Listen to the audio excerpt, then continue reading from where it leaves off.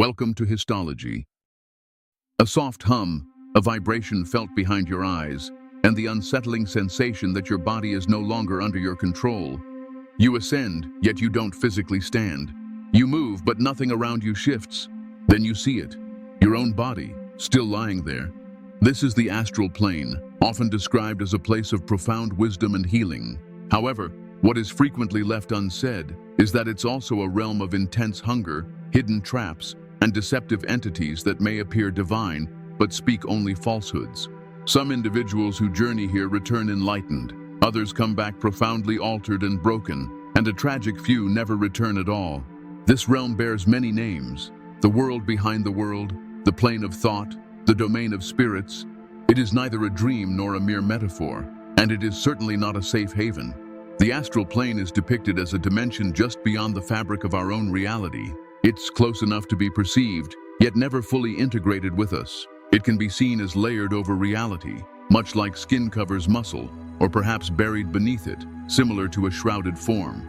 Yet to be clear, when you step into this plane, you inevitably leave something of yourself behind and bring something new back with you.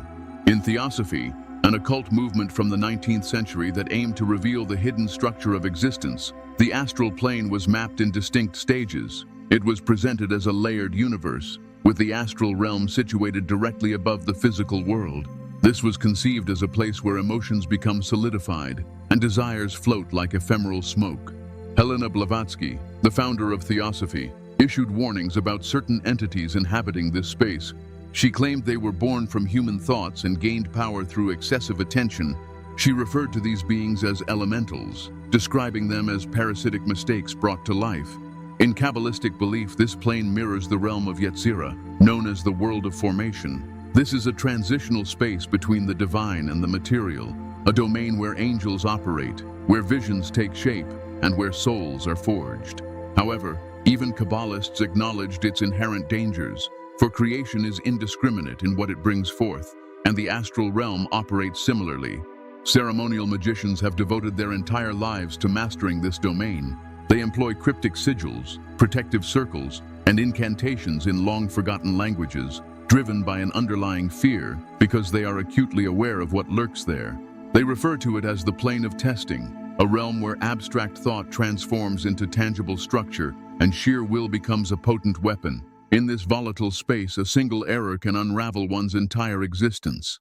To the mystics of ancient times, shamans, seers, and those who consumed potent elixirs before closing their eyes in darkness, the astral was a place of rigorous trials. It was a perilous wilderness populated by cunning tricksters, disembodied spirits, and the restless essence of the departed. It was a place one ventured into only if compelled, and only with a profound willingness to be fundamentally transformed. And here is the undeniable truth. You are not the sole conscious mind within the astral realm.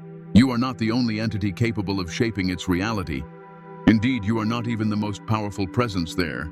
It has been called a mirror of the soul. However, mirrors do not merely reflect beauty. They also reveal what lies behind you, what relentlessly pursues you, and what hungers for your essence. Entering the astral plane requires a profound state of stillness, a gradual slipping into its embrace. It commences with a trance, a deliberate loosening of ties. You recline, close your eyes, and quiet every connection that binds you to the physical world. Your breathing becomes shallow, your limbs grow heavy, and your mind begins to perceive sensations it was never intended to apprehend. Initially, there is a subtle vibration, akin to the faint hum of distant electrical currents, which steadily intensifies. You feel it behind your eyes, within your teeth, and coursing down your spine. Your ears begin to ring. Your physical form feels detached and remote. You experience a simultaneous sensation of falling and rising. If executed correctly, you arrive at the threshold, sleep paralysis. This is a state of complete immobility. Your body becomes like stone, and you become acutely aware of two distinct presences at once: the considerable weight of your physical form and the distinct presence of something else. You then begin to separate from it. Following this is the separation itself, a process that can be quite disorienting. You might gradually peel away, inch by agonizing inch, or alternatively, be violently jolted out of your physical form, as if abruptly dragged through a curtain. You might observe your own body lying beneath you. a wave of panic may begin to set in, but there is no sound, no breath, and no means of returning unless the connecting cord remains intact. From this point, you effortlessly drift through ceilings, through walls, and through the familiar spaces of your life, now illuminated in strange, glowing hues. Then, you journey further into the true astral plane. It feels far too vivid and sharp to be a mere dream. Sounds are distorted and incorrect. Distance behaves erratically. Your very thoughts can reshape the surrounding space. And if you still believe that this entire experience is solely a product of your own mind, simply wait until you encounter something observing you, something you did not conceive of. In his 1996 book, Astral Dynamics, energy worker and projection researcher Robert Bruce cautioned that the instant you project, you become visible within a realm you do not control. You emanate a noticeable presence, you send out a distinct signal, and the longer you remain, the more attention you invariably draw. There are numerous pathways to access the astral plane, including meditation, lucid dreaming, focused breathwork, trance states, and sensory deprivation. However, every single method ultimately opens the same singular doorway, and this doorway is indifferent to your reasons for entering. Once it is opened, you are exposed, and something profoundly ancient is already vigilant on the other side. The very moment you arrive, you are perceived. Your thoughts reverberate. Your deepest fears emanate outwards. You shine, utterly vulnerable, brightly illuminated, and entirely alone in a domain that thrives on raw sensation. Initially, it might feel as though you are the explorer, but in reality, you are the anomaly, the disruption, and something always takes notice. Some of what stirs within this realm originates from you, emotions and memories given tangible form. These are known as egregors, entities brought into existence by repeated thoughts, strongly held beliefs, and intense obsession. Dion Fortune, a British occultist and psychic from the early 20th century, extensively researched these psychic constructs. She warned that they possess the potential to become sentient, suggesting that an individual who fixates on intense hatred or profound fear might unknowingly create something that patiently awaits them on the other side. An entity with predatory intent, something that possesses a memory. However, not all these entities are your own creations. Robert Bruce meticulously documented what he termed Egregors astral wildlife in his book, Astral Dynamics. He described entities that passively drift just beyond the threshold of conscious awareness. They are formless, remarkably patient, and purely reactive. They do not communicate or make demands, but simply attach themselves. Manifestations can include sudden, inexplicable mood swings, a subtle voice heard internally that does not feel like your own, or a recurring nightmare that consistently culminates in the same way. These entities patiently await a moment when your defenses are lowered, then slowly feed upon your vital energy, your mental clarity, and your very resolve to return. In older esoteric texts, these beings are referred to as larvae. In Praer the Magus, an 1801 grimoire authored by Francis Barrett, larvae are described as entities that cling to the astral double like leeches, systematically draining energy and influencing an individual's behavior. You might return from your astral experience feeling unusually heavy, easily distracted, and chronically fatigued. You may find yourself irritable, consumed by anxious thoughts, and experiencing dreams of things you do not consciously recall seeing. Yet a part of you does remember. There are records, often hidden in the obscure footnotes of occult journals, detailing accounts of individuals who returned from astral projection with a persistent voice whispering just before sleep. Some developed an inexplicable fixation they could not shake, a sudden and profound fear of mirrors, or even more unsettling, a complete and fundamental shift in their personality, as if another presence had followed them home and decided to take up residence. However, the most terrifying amongst astral entities is not the parasite, it is the replacement. There are chilling warnings of beings that patiently await their opportune moment. They are sometimes referred to as walk-ins. You step out and they step in. Rather than forcibly breaking down the door, they simply wait until you leave it unlocked. When they successfully take hold, they attempt to mimic the original host, but close friends often discern subtle alterations, a noticeable coldness in the voice, perplexing gaps in memory, or a strange, unsettling stillness behind the eyes. You may physically return, but the people closest to you consistently voice the same concern. You're not acting like yourself. Because perhaps, just perhaps, you are not. If something merely follows you back, consider yourself fortunate. At least you managed to return. However, this is not always the outcome, because astral projection is inherently a tearing. The soul detaches from its physical anchor, stretching into a realm where the fundamental rules differ significantly from our own. Yet something critically maintains the connection between these two parts: a lifeline. This lifeline is known as the silver cord, a luminous tether of energy said to inextricably bind your physical body to your astral self. You do not control it, nor can you precisely see where it leads, but you consistently feel its constant tugging, akin to a rope intimately wrapped around the very core of your being. The concept of this cord is ancient. Even in the Bible, Ecclesiastes 12:6 speaks cryptically of the Natr silver cord being loosed, a phrase frequently associated with the moment of physical death. Theosophists such as Annie Besant and Charles Leadbeater later elaborated on this profound idea, describing the cord as the vital link between different planes of existence, remaining intact until the moment of death or until some external interference occurs. In most accounts, it recoils like an elastic band when danger suddenly arises. You are instantly snapped back, awaken abruptly, and gasp for breath. But this fortunate outcome only occurs when the mechanism functions correctly and you are able to return home. Because the silver cord can in fact become frayed, intense emotions such as terror, profound grief, or overwhelming rage can significantly weaken it. Involuntary projection, often triggered by severe trauma or near-death experiences, is said to stretch it dangerously thin. And then there is the most dire scenario: severance. You venture too far, or something deliberately severs it. Things can only stretch to a certain point before they inevitably break, can't they? If the cord ruptures, the soul becomes irrevocably trapped within the astral realm, disoriented, profoundly incomplete, and no longer tethered to the waking world. It is widely believed that this catastrophic event directly leads to sudden physical death, or chillingly, to vacant bodies, still breathing, but utterly devoid of identity. What remains is a mere shell. What constituted your essence is now fragmented, scattered, and its pieces drift like ash through a world that is indifferent to your former wholeness. This phenomenon is termed soul fragmentation, a condition recognized and documented across numerous esoteric systems and indigenous traditions worldwide. The Andean shamans referred to it as hasustor. In Siberian animism, it is described as the tragic loss of one's Kana's shadow soul.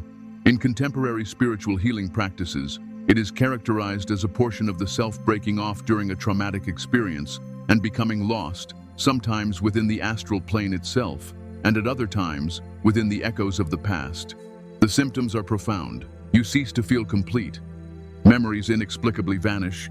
Dreams become repetitive and haunting. You forget the distinct sound of your own laughter. And when you gaze into a mirror, something unsettling feels wrong, as if another presence is observing you through your very own eyes.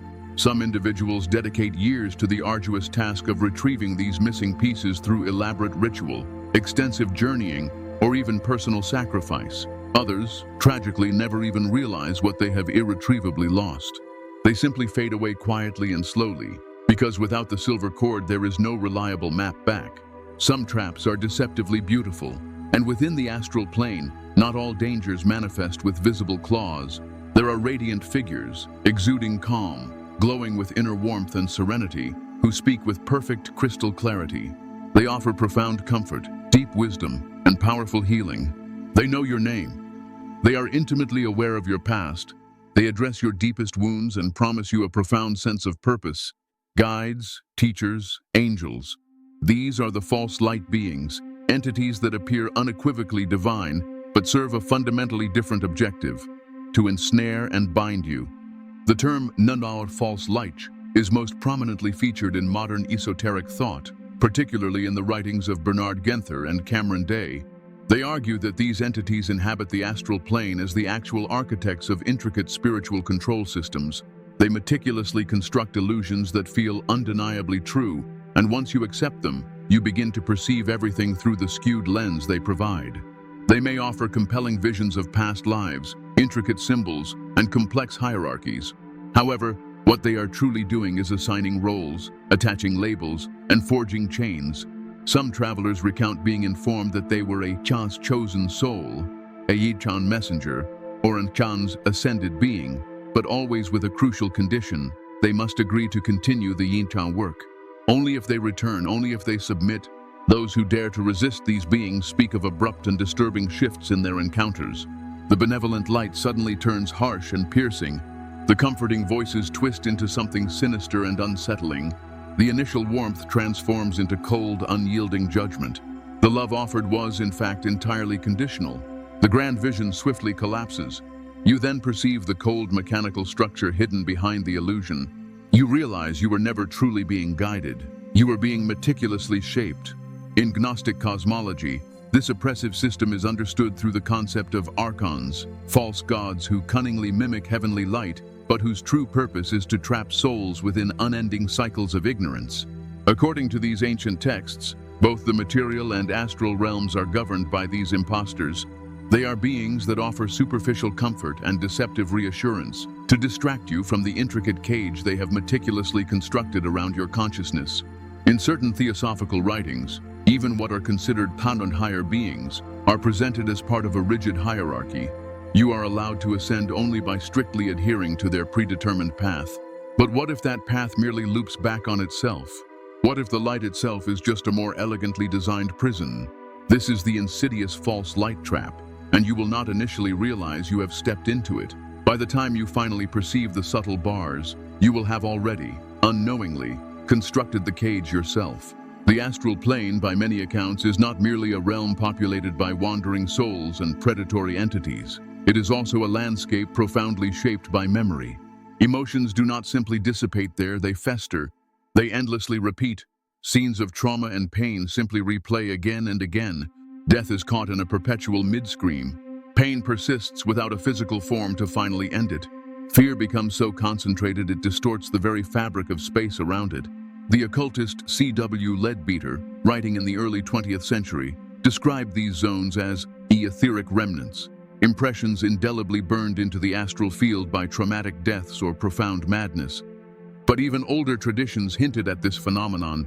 In Tibetan Buddhism, the bardo, the transitional space between death and rebirth, is said to contain frightening visions, many of which are echoes of unresolved karma, places where souls become ensnared in the relentless momentum of their own suffering. Step into one of these echoes, and it begins to overwrite your own being. First, emotionally, you experience grief that is not yours, terror stemming from no discernible source. Then physically, you begin to mirror its agony. You writhe, you scream, you stagger, even though your astral form should feel nothing at all. Then comes the unsettling shift, and you completely forget you are merely a visitor. In rare reports, practitioners describe what they refer to as Shoel loop entrapment, a psychic feedback loop where one's identity irrevocably collapses and the echo completely replaces the self.